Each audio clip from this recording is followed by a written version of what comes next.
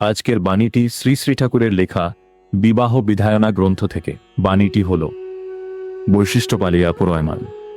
বৈধি শ্রেষ্ঠ অভিধায়িনী বিবাহ, অর্থাৎ বর্ণ, কুল, চরিত্র ও যোগ্যতায় শ্রেষ্ঠ ও সম্মতি সম্পন্ন এমনতর পুরুষের সহিত উপযুক্ত নারীর বাহের ভিতর দিয়ে অভিজ্ঞ অনুচলনায় সার্থক, সুসঙ্গত, অনুচর্যী, অনুবেদনী অনুশ্রয়তার ভিতর দিয়ে যদি সুস্থ, শক্তিমান, সংশ্রদ্ধ, বোধ প্রতিভাশীল সন্তানের বহুল আমদানি করতে না পারো, বিহিতগণ নিয়মনী অনুচর্যায় উদ্বুদ্ধ করে সবাইকে, তবে অল্পায়ু অশিষ্ট অপজন্মের ভিতর দিয়ে জাতকের বহুল আমদানি যতই হয়ে উঠবে, ওই অসংযত, অনাচারী, নিন্দিত চরিত্রের আমদানির খেসারতেই তোমার জাতীয় জীবন ক্রমশই ম্রিয়মান হতে থাকবে।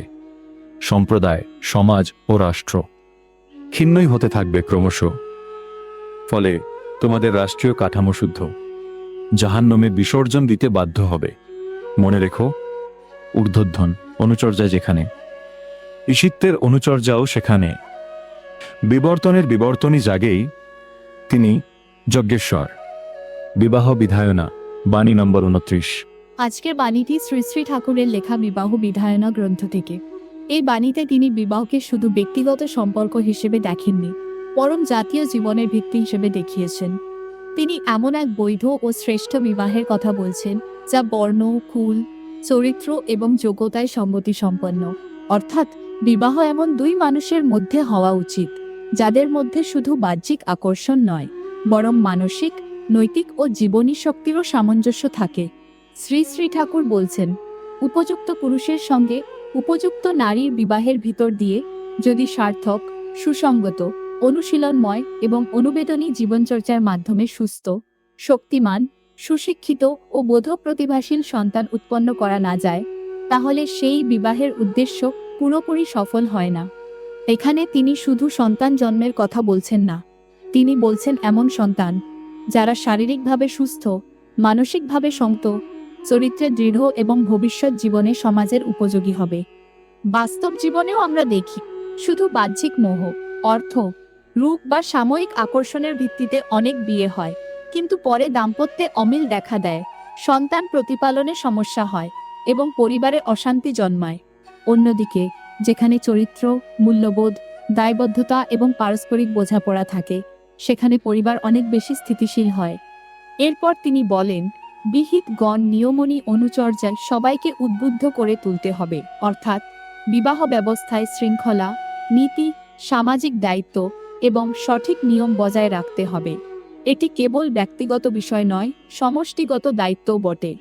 কারণ যদি সমাজে অনিয়ম, অল্প বয়সে আবেগপ্রবণ সিদ্ধান্ত, অসংযত জীবনচর্চা এবং নিন্দিত চরিত্রের বিস্তার বাড়তে থাকে, তাহলে তার মূল্য সমাজকে দিতে হয়।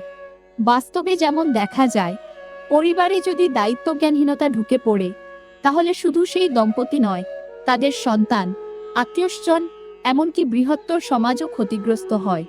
তাই শ্রী শ্রী ঠাকুর অত্যন্ত কঠোর ভাষায় সতর্ক করে দিচ্ছেন, অল্পায়ু, অশিষ্ট অপজন্মের ভিতর দিয়ে যদি জাতকের বহুল আমদানি ঘটতে থাকে, তবে সেই অসংযত, অনাচারী, নিন্দিত চরিত্রের আমদানির খেসারতেই জাতীয় জীবন ক্রমশ ম্রিয়মান হয়ে উঠবে।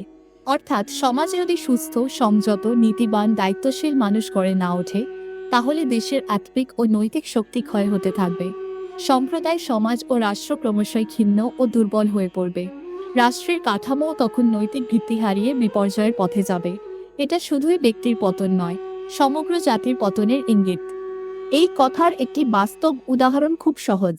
ধরো, কেউ বিয়ের সময় শুধু ধনসম্পদ বা বাহ্যিক সৌন্দর্য দেখে সিদ্ধান্ত নিল, কিন্তু চরিত্র, সহনশীলতার, দায়িত্ববোধ বা জীবনদর্শনের মিল দেখল না।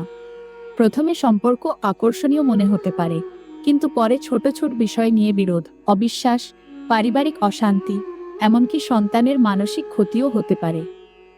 আবার অন্যদিকে যদি দুজন মানুষ মূল্যবোধ, সংযম, কর্তব্যবোধ এবং মানবিকতায় একে অপরের সঙ্গে সামঞ্জস্যপূর্ণ হয়, তাহলে পরিবার শুধু টিকে যায় না, বরং সেটি সমাজের জন্য কল্যাণকর হয়ে ওঠে।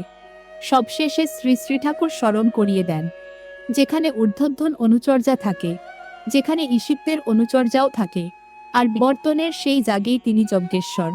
এর গভীর অর্থ হল যে বিবাহ, যে পারিবারিক জীবন, যে সামাজিক শৃঙ্খলা মানুষকে ঊর্ধ্বগামী করে, উন্নত করে, চরিত্রবান করে এবং ঈশ্বরমুখী করে, সেটাই প্রকৃত পথ।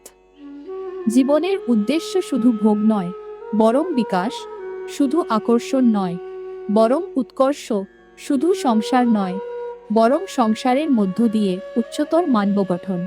এই বাণীর মূল শিক্ষা তাই খুব স্পষ্ট। বিবাহকে যদি আমরা সত্যিকারের দায়িত্ব, যোগ্যতা, সংযম ও চরিত্র গঠনের ভিত্তিতে গড়ে তুলতে পারি, তবেই ব্যক্তি, পরিবার, সমাজ এবং রাষ্ট্র সবাই সুস্থ ও শক্তিমান হয়ে উঠবে। বিবাহ বিধায়না, বাণী নম্বর 29। আজ এই পর্যন্তই। সকলে ভালো থাকবেন। জয় গুরু।